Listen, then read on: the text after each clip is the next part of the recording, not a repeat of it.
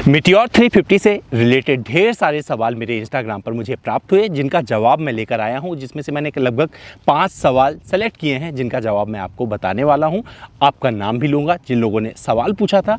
तो अगर अभी तक आप मेरे इंस्टा पर नहीं जुड़े हो तो मेरा इंस्टा हैंडल है amit.dwivedi, और इस वीडियो में क्या है, वही जवाब है जो आपने मुझसे पूछा था मीटियोर 350 के बारे में। और मेरे साथ तो जो पीछे आपको बाइक नज़र आ रही है, ये मीटियोर का बेस वेरिएंट है, जिसे आप फायरबॉल के नाम से जानते हैं। तो चलिए इस वीडियो को शुरू करते हैं और आपको देता हूं आपके सारे जवाब।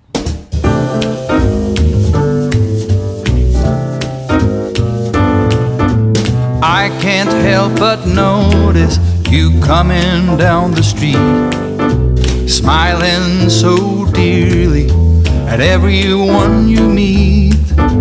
And I can't help but notice you throwing me a glance. तो पहला सवाल किसका है? पहला सवाल है उत्कर्ष का, और वो पूछना चाहते हैं कि इस मोटरसाइकिल में पैरेलल इंजन क्यों नहीं है। तो भाई, जिस सेगमेंट में कंपनी से बेचती है और जिस बजट पर बेचती है, वहाँ पर अगर पैरेलल ट्विन इंजन लगा दिया ना, तो इसकी कीमत वहाँ पहुँच जाएगी जहाँ लोग इसे खरीदेंगे नहीं। तो अब आपको समझ में आ गया होगा कि मैं क्या बोल रहा हूँ। तो इसमें पैरेलल ट्विन इंजन इसीलिए नहीं लगाया है, एक नॉर्मल इंजन दिया हुआ है जिससे हर कोई अफोर्ड कर पाए। और जब भारतीय बाज़ार में बात की जाती है कि भैया बाइक कैसी हो, तो सबसे पहले बजट सामने आता है, और बजट को जो अवॉइड करता है वो नंबर कम करता है। और रॉयल एनफील्ड की जो पहचान रही है वो इसीलिए रही है क्योंकि उसने बजट में बढ़िया मोटरसाइकिलें दी हैं, मतलब धमाकेदार इंजन दिए हैं, और एक कल्ट फॉलोइंग वहाँ से चलती चली आ रही है। तो यहाँ पर इसलिए कंपनी ने पैरेलल ट्विन इंजन नहीं दिया है। दूसरा सवाल है चिराग निनामा का, और जानना चाहते हैं कि ये माइलेज कितना देती है। तो इसके पहले भी माइलेज टेस्ट किया था मैंने, जब ये मीटियोर मेरे पास नई आई थी, और वहाँ पर जो मुझे माइलेज मिला था वो लगभग 30 किलोमीटर प्रति लीटर के हिसाब से माइलेज मिला था। लेकिन जब ये काफ़ी समय तक चल चुकी है, तो अभी जो माइलेज निकाला है वो 35 किलोमीटर प्रति लीटर के आसपास का है। तो आप पर निर्भर करता है माइलेज कितना मिलेगा। जैसे आप राइड करोगे वैसे आपको माइलेज मिलेगा। जितना बढ़िया आप राइडर हो उतना बढ़िया आप माइलेज निकाल सकते हो। लेकिन अगर आप बहुत ज़्यादा मस्ती करोगे किसी मोटरसाइकिल से, तो आपको माइलेज नहीं मिलने वाला है। चिराग का ही एक सवाल और है कि इस पर सर्विस कॉस्ट कितना आता है। तो ये बहुत अच्छा सवाल है, और इसलिए मैं चिराग का सवाल मतलब 2 ले रहा हूँ। तो टेंशन मत लीजिएगा, मैं 5 लेने वाला हूँ। चिराग के सवाल को सिर्फ एक में ही इंटीग्रेट करेंगे।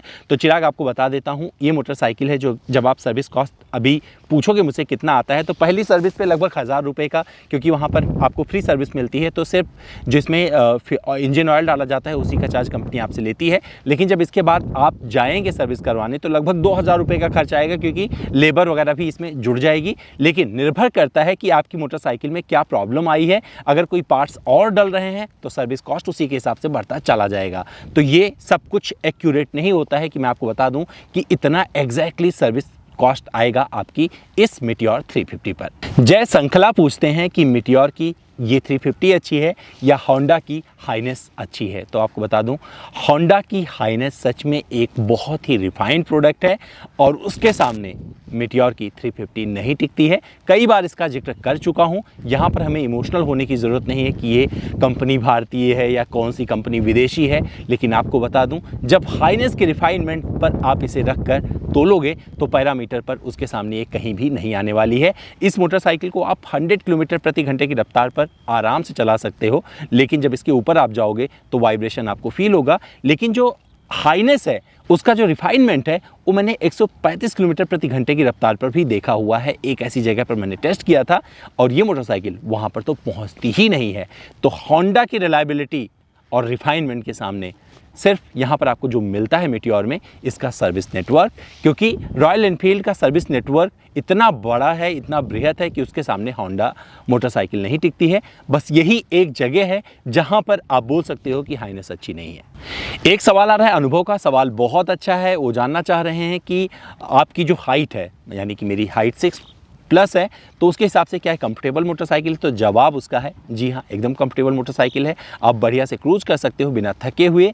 और लेह लद्दाख में जाने का प्लानिंग कर रहा हूँ इस मोटरसाइकिल से। अगर कर पाया है, ये कोविड वगैरह का सिचुएशन नॉर्मल हुआ, तो वहाँ बताऊँगा कि पहाड़ों में चलाने में कैसी है, क्योंकि वहाँ पर मुझे इसे चला कर देखना है। ये मेरी टेस्टिंग बची हुई है मीटियोर 350 के साथ में।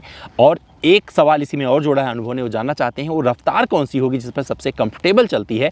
तो रफ्तार होगी 90 से 100 किलोमीटर प्रति घंटा, और आप इस पर आराम से क्रूज कर सकते हैं बिना थके हुए, और यहाँ पर आपको कोई वाइब्रेशन फील नहीं होगा इस मोटरसाइकिल में। एक सवाल हेमंत कुमार व्यास का आया है, वो सवाल बहुत लंबा है। वो बोल रहे हैं मीटियोर वर्सेस जावा 2.1 वर्सेस क्लासिक वर्सेस MT-15, इसमें कौन सी मोटरसाइकिल उनको लेनी चाहिए।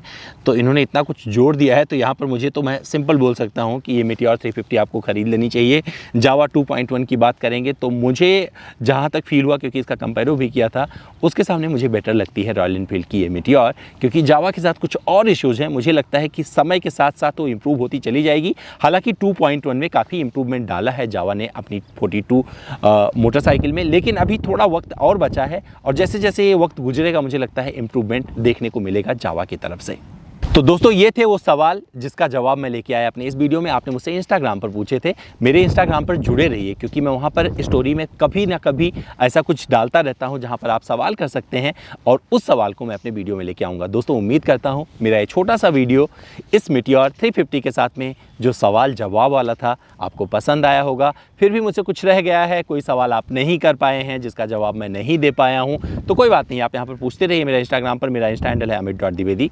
आपको जवाब मैं हमेशा देता रहूँगा 24/7। अपना ध्यान रखिएगा, ये वक्त थोड़ा कठिन है, इसलिए दूसरों का भी ध्यान रखिएगा। अपने घर में ज़्यादा से ज़्यादा वक्त बिताइए, बाहर मत निकलिए, और जब निकलना ही पड़े तो पूरी सेफ्टी के साथ में निकलिए। मैं यहाँ वीडियो बना रहा हूँ, इसका मतलब ये नहीं हुआ कि मैं मास्क नहीं पहनता हूँ। मैं 2 मास्क पहनता हूँ और मैं भीड़ में जाने से बचता हूँ। मैंने अपना कस्टमर रिव्यू करना बंद कर दिया है।